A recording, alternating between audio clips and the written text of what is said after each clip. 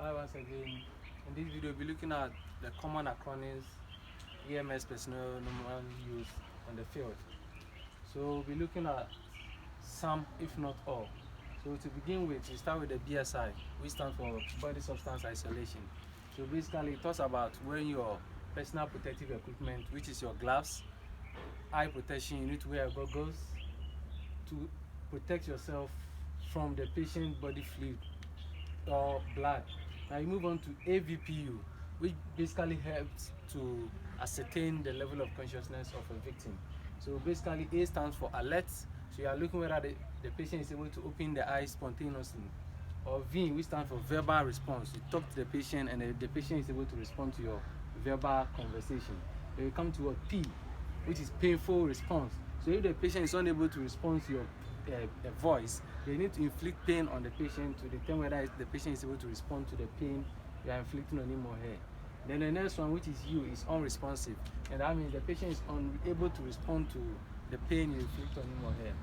The next acronym is the OPQRST acronym, which helps in pain assessment, or in other terms, assessment of present illness. So the O stands for onset, what basically the patient was doing, and then the pain set in, the time the pain set in. They move on to P, which stands for provocation and palliation. We are saying provocation is what the patient normally does to aggravate the pain, and then palliation is what normally the patient do to what? Bring the pain down. Then you come to Q, which stands for quality.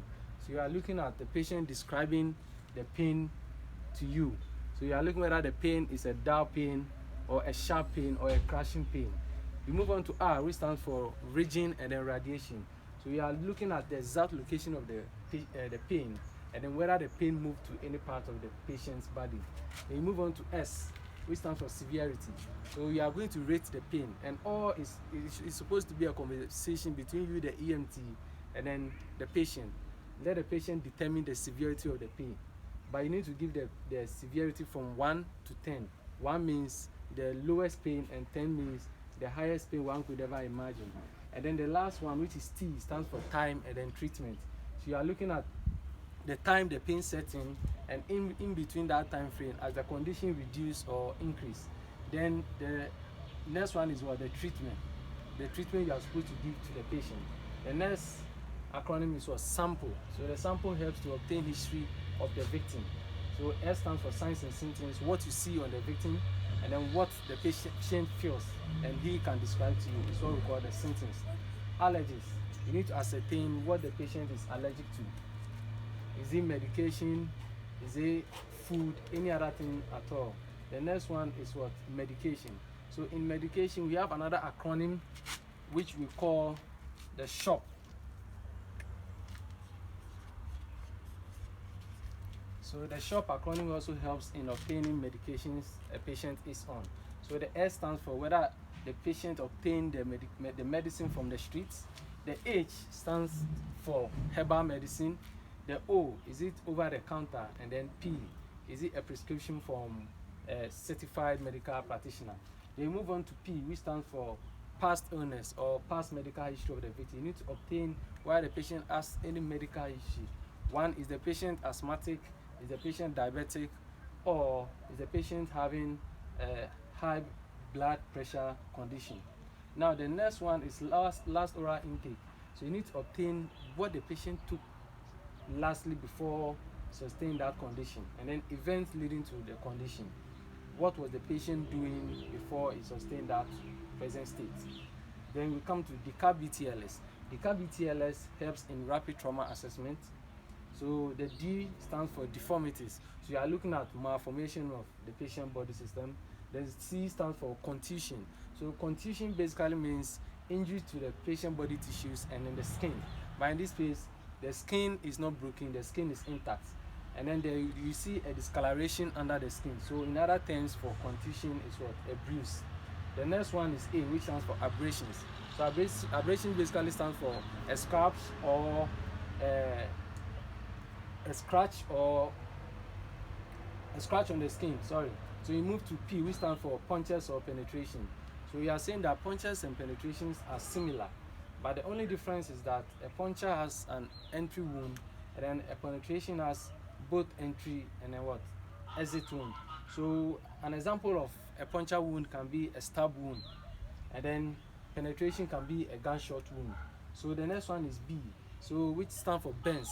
Burns are injuries that are derived from heat, friction, chemicals, radiation.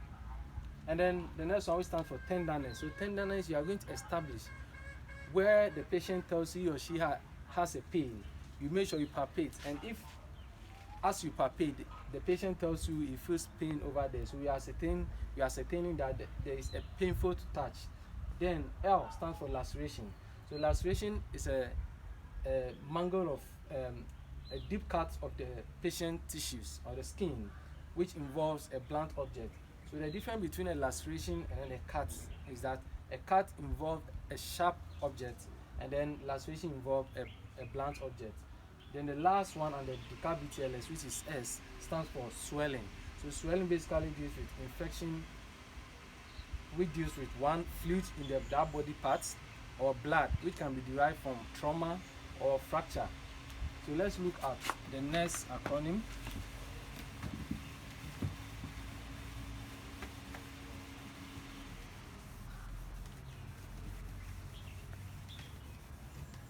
So we look at the next acronym, which is AEIOU,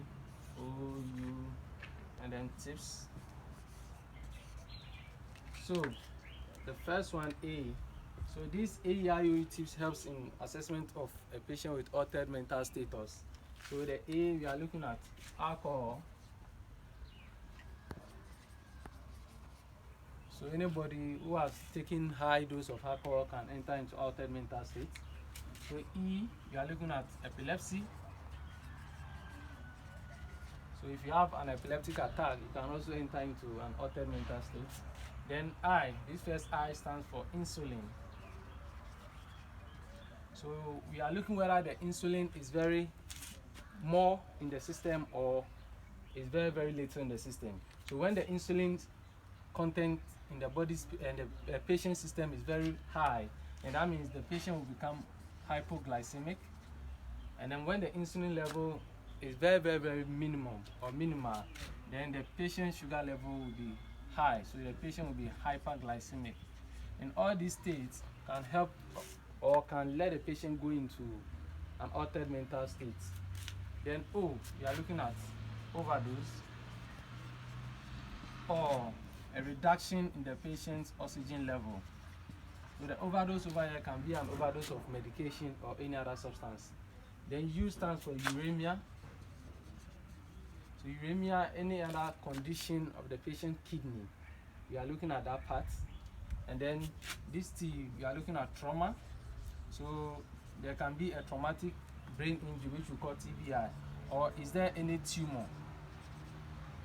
Then this I, under the tips, stands for infection. Then P stands for psychosis.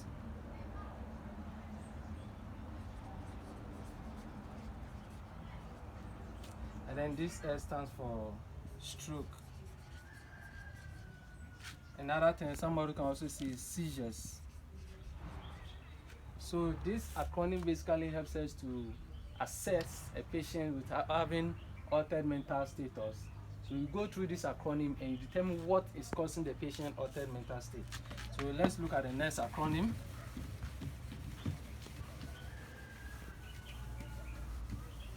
Which we basically use in our EMS system. It's what we call the ABCDs. A, B, C, D, E, F, G, H, I. So we are saying that this ABCD rapid trauma assessment of a patient have been divided into two major parts. So the ABC is primary, and then from the D to the I is secondary. So we are looking at A for the airway, making sure the airway is patent for an in of oxygen and out of what? Carbon dioxide. B stands for breathing. You are assessing the patient breathing. Is it normal or abnormal? If it's abnormal, you need to assist the patient in ventilation. Then C stands for circulation. So you need to check for pulse. And then you come to the secondary. So the secondary begins from D, which stands for disability.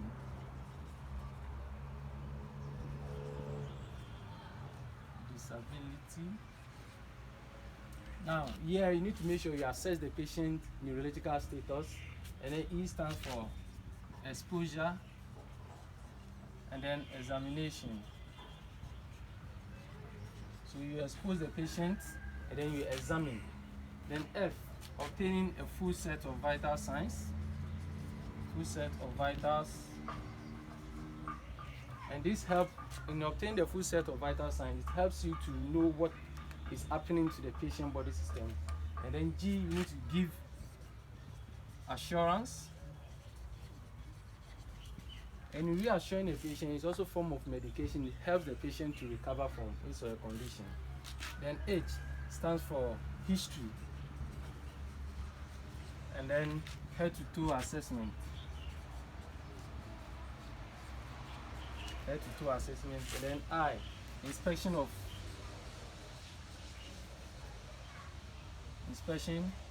of the patient's posterior.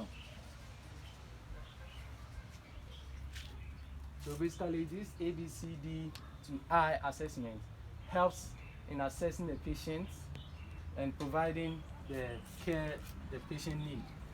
Then the next acronym we are going to look at is how to obtain a family history of a patient, which we call the bag chasing.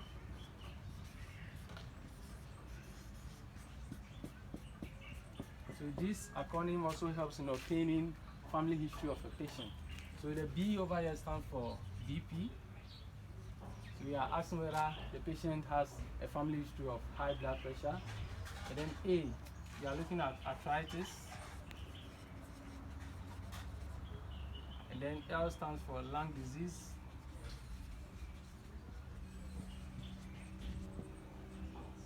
Then this D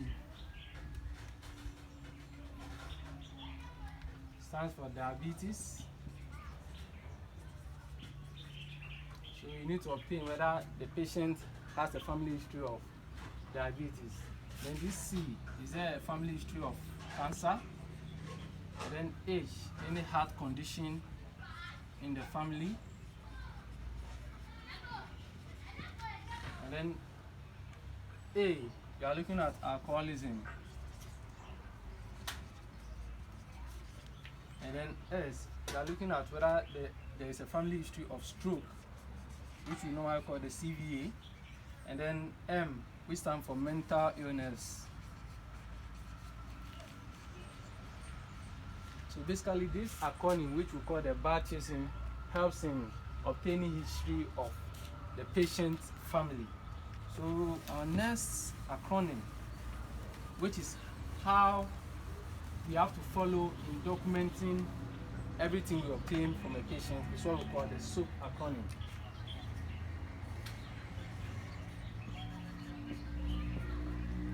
So first one is subjective, and then O is objective,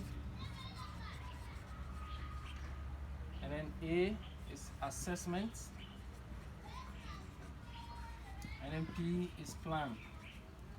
So the SOAP acronym helps in documentation of the patient.